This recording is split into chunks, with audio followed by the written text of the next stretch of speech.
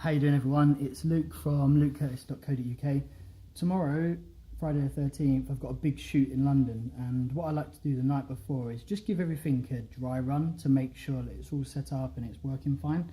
And I've switched over to a new setup, so I've moved across from using Lightroom to using Capture One, just because I'm all about tethering. I think tethering is the best way to shoot portrait. There's so many benefits from using it. And because I swapped over from Capture One, there's a whole host of new features that I can access. So there's an app called Capture Pilot, which is absolutely amazing. So all I was going to do is really quickly just show you my setup, take a few images and just give you an idea of how it looks. And this is my mock setup. I'm taking a picture of the Elro Flamingo on the table. And the setup I've got is in front of you, just down here, you can see my Peli 1510. I've customized that with the Trek Pack inserts. And what that allows me to do is I've got my MacBook Pro Retina 13 in there, which cushions down nice and safe. Towards the right hand side you can see a blinking light. That's my hard drive. So I've got a hard drive in there that the images move from the camera into the hard drive, so they're never sat on my computer. Well, there's a copy on my computer, but there's also a copy on the hard drive. So that means I can give the hard drive to my client's manager, or I can take it away and I can separate it from the computer. And again, it's risk mitigation. It's making sure that the images that are absolutely valuable come away and they're safe. Within the Trek Pack, I've got a load of other bits and bobs, but hanging out the left-hand side, you can see this lovely orange cable, which is the Tether Tools cable. Phenomenal bit of kit, you know. Would highly recommend it for any professional shooting portrait, or even, you know, shooting in a studio environment where you can take more time, or even on location, because this box is designed to go on location with me, so I can shoot tethered anywhere. It just allows you to process things a little bit better rather than on the back of the computer, back of the camera screen.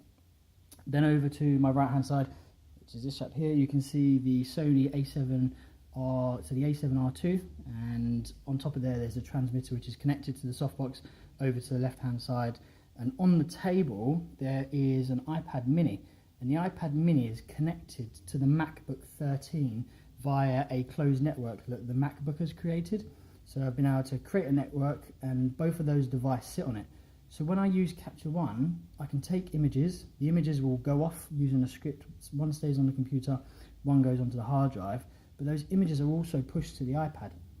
And where that comes into real use is I've got visibility of what I'm shooting for the back of the computer screen, and I can make edits, and you know, it's a much improved experience to the end product. Like, I can look at the image and say, okay, right, I get an idea for where the creative's going. But also the iPad mini, I can give it to my talent manager or their agent or anywhere along those lines, and they can look at the images and they can 5-star, they can 1-star, they can decide what images are great, and I can take all that information away from me. So when I go and do post-production, I can scroll through the images and I go, okay, right, they like that one, they didn't like this one, they like that one, and it just helps me refine my process and sort of my workflow.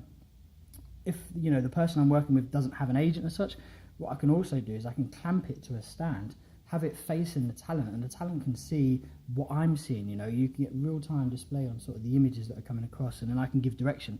Oh, actually, how about if you move in this direction, or you hold your body here, and they'll be able to do it. And the reason I shoot tethered is when I shoot portrait, the biggest obstacle for me, or the biggest barrier, is the camera. You're always putting a wedge between you and the talent, and I find that difficult to get into them and understand them and break down those barriers and get the best from them. So what I like to do is shoot tethered, and by doing this I can bring them round, we can stand together side by side on the same plane looking at the same screen, and look at the images and get a real feel for where the creative direction, and it breaks down that barrier, and I find it becomes more personable. And for me, that's what portraiture is all about. It's not about the kit you're using, it's about breaking down that barrier and having, you know, a really intimate relationship with your talent. You know, you can get the best out of them, you can see their natural smile, you can see them being a little bit uncomfortable when you talk to them and discuss them and try to pull those bits and bobs out. Now, making them feel uncomfortable is not the best all the time, but you know, there are some, you see somebody's real true character when they've got to process things and it's a little bit close to home, and I quite like that as a style. So without further ado, I'm going to show you it working. So everything's timed out briefly, so I may need to get some bits set up again. So first of all is check the Mac, obviously. So dive over, look at the Mac, okay, fantastic. No, it's connected back to my home network. So what I want to do is I want to create my own network. Fantastic. That's going to create its own network now. And then what I want to do is make sure my iPad mini is connected to the same network. So yeah, that's connected to the same network. And I want to go into sessions. Cool, so then I'm going to connect. And what should happen in theory, once that all loads up, I should be able to go over to my camera. So for instance, we take an image. Image will populate through to capture one. I just need to make sure my iPad mini is connected to the same session. So that's 2 seconds. Okay, cool. So hopefully, if I take an image now, take that, give it a few seconds, and there you go. You can start to see the images populate. And for me, you know, my client can hold this, or their management can hold this, and as you can see there, as I work through the images, give it a few seconds, and the image will populate on. Okay, right, cool. That's really cool. That one there, although they're all the same image.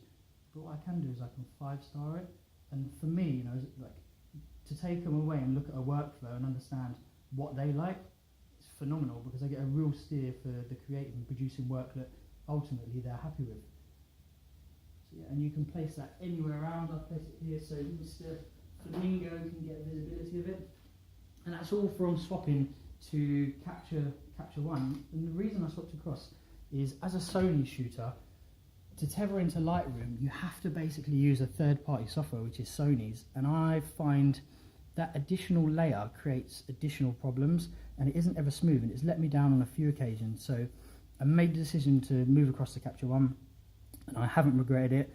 I'm very, very, very happy. And also in terms of like the editing, it's very simple to use. And for Sony customers, like the value of Capture One, it's really affordable in comparison to Lightroom. And don't get me wrong, Lightroom is phenomenal, and I will still use Photoshop and will still have my Adobe Creative Cloud account for Photoshop and Premiere. But in terms of shooting tethered, Capture One, if you're a Sony user, is an absolute must.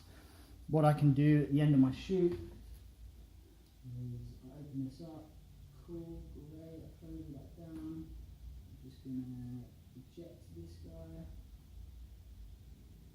yeah, cool, Capture One's still using it, it's fine, we'll just put it out, cancel that, so hopefully we should be able to eject it.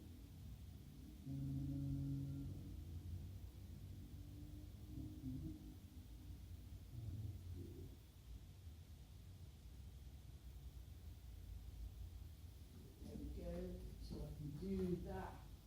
I did it not there, I ejected it out, but the images, I don't care if they get corrupted. But there's my hard drive, so I can literally give that to the client.